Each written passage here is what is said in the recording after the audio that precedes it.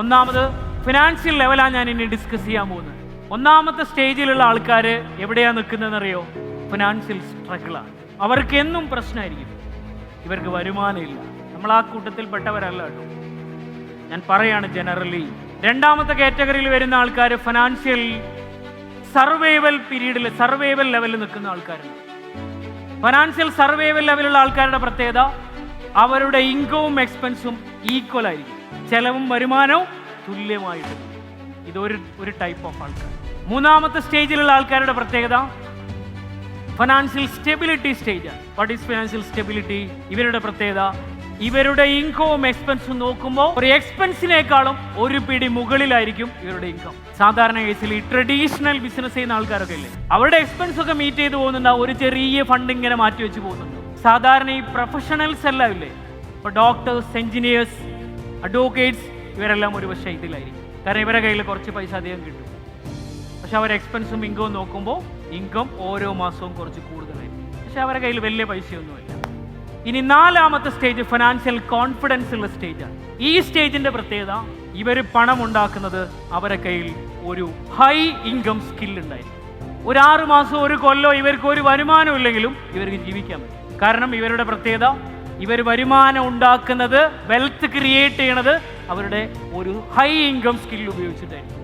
ചില നടന്മാരൊക്കെ ഇല്ലേ, ഒരു സെക്കൻഡ് ലെവലൊക്കെ നിൽക്കുന്ന നടന്മാരില്ലേ, അഭിനയത്തിലൂടെ പൈസ ഉണ്ടാക്കുന്ന ആൾക്കാരില്ലേ, അഭിനയിക്കുക എന്ന് പറയുന്ന ഒരു സ്കില്ലിലൂടെ ആയിരിക്കും അവർ വരുമാനം ഉണ്ടാക്കുക. ഇനി അഞ്ചാമത്തെ ഒരു സ്റ്റേജ് ഉണ്ട്, ഫിനാൻഷ്യൽ സെക്യൂരിറ്റി സ്റ്റേജ്. ഇവരുടെ പ്രത്യേകത, ഇവർക്ക് വേരിയസ് ഹൈ ഇൻകം സ്കിൽ ഉണ്ടായിരിക്കും. എളുപ്പത്തിൽ മനസ്സിലാവാൻ വേണ്ടി ഞാൻ പറയാം, മമ്മൂക്കയെ നമുക്ക് ഈ സ്കില്ലിലേക്ക് കൊണ്ടുവരാം. ഒരേ സമയം അഭിനയിക്കുന്നു, ഒരേ സമയം production company. Various high income skill, ഒന്നിൽ കൂടുതൽ ഹൈ ഇൻകം സ്കിൽ ഉണ്ടായിരിക്കും. ഇവരുടെ എക്സ്പെൻസും ഇൻകം ഒക്കെ നോക്കുമ്പോൾ ഇവർക്ക് ഇനി ഒരു 4-5 കൊല്ലം ഒരു ഇൻകം ഇല്ലെങ്കിലും അവർ ജീവിച്ചു പോകുന്നുണ്ട്.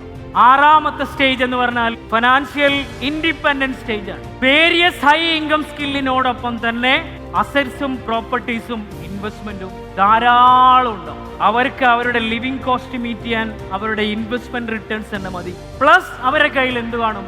Various high income skill. Then last stage എന്ന് പറഞ്ഞാൽ ഫിനാൻഷ്യൽ അബണ്ടൻസ്. എല്ലാം ഉണ്ടാവും, വേരിയസ് ഹൈ ഇൻകം സ്കില്ലുണ്ട്, ധാരാളം കമ്പനിയിൽ ഓണർഷിപ്പിലുണ്ട്, ധാരാളം ഇൻവെസ്റ്റ്മെന്റുകളുണ്ട്, എല്ലാം ഉണ്ട്.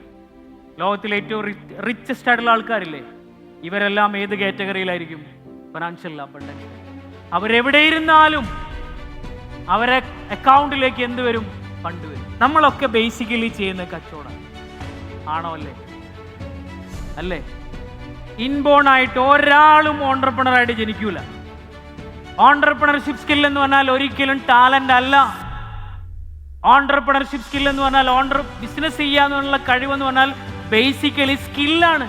ചിത്രം വരയ്ക്കുക ടാലന്റാണ്, പാട്ട് പാടുക ടാലന്റാണ്. പക്ഷെ ബിസിനസ് ചെയ്യാന്ന് പറഞ്ഞാൽ ആബ്സല്യൂട്ട്ലി സ്കില്ലാണ്. ഈ പറയുന്ന ആദ്യത്തെ 3 സ്റ്റേജിലുള്ള ആൾക്കാർ നമ്മളെ ടോട്ടൽ പോപ്പുലേഷന്റെ 89% ഈ 3 ആൾക്കാരാണ്. ടോട്ടൽ പോപ്പുലേഷന്റെ 89% എവിടെ കിടക്കുന്നവരാണ്? Financial struggle, financial survival, financial stability സ്റ്റേജാണ്. ടോട്ടൽ പോപ്പുലേഷന്റെ 10% ആൾക്കാരാണ് എവിടെ വരുന്നത്? ഫിനാൻഷ്യൽ കോൺഫിഡൻസും ഫിനാൻഷ്യൽ സെക്യൂരിറ്റി സ്റ്റേജിലും വരുന്നത്. ഈ സ്റ്റേജിൽ എത്തണമെങ്കിൽ നമ്മളെ കയ്യിൽ എന്ത് വേണം? ഒന്നെങ്കിൽ ഒരു ഹൈ ഇൻകം സ്കില്ല് വേണം, അല്ലെങ്കിലോ വേരിയസ് ഹൈ ഇൻകം സ്കില്ല് വേണം. ലാസ്റ്റ് സ്റ്റേജ് ഏതാ? ഫിനാൻഷ്യൽ ഇൻഡിപെൻഡൻസും അബണ്ടൻസും. എത്ര ശതമാനമേ ഉള്ളൂ? ലോകത്തിലെ പോപ്പുലേഷനിലെ 1%. ഇനി നോക്കിക്കോളൂ, ഇവരെന്ത് കൊടുത്തിട്ടാ പൈസ ഉണ്ടാക്കണം നോക്കിക്കോ. ആദ്യത്തെ 3 സ്റ്റേജിലുള്ള ആൾക്കാർ അവർ പണം ഉണ്ടാക്കുന്നത് അവരുടെ സമയം കൊടുത്തിട്ടാണ്. മനസ്സിലായോ? 4ാമത്തെയും 5ാമത്തെയും ടീം പൈസ ഉണ്ടാക്കണേ എന്ത് കൊടുത്തിട്ടാ? അവർ കൊടുക്കുന്നത് സ്കില്ല് കൊടുത്തിട്ടാണ് പൈസ ഉണ്ടാക്കുന്നത്. 6ാമത്തെയും 7ാമത്തെയും വകുപ്പുകൾ എങ്ങനെയാ പൈസ ഉണ്ടാക്കുന്നത്? പണം കൊടുത്തിട്ടാണ് പണം ഉണ്ടാക്കുന്നത്.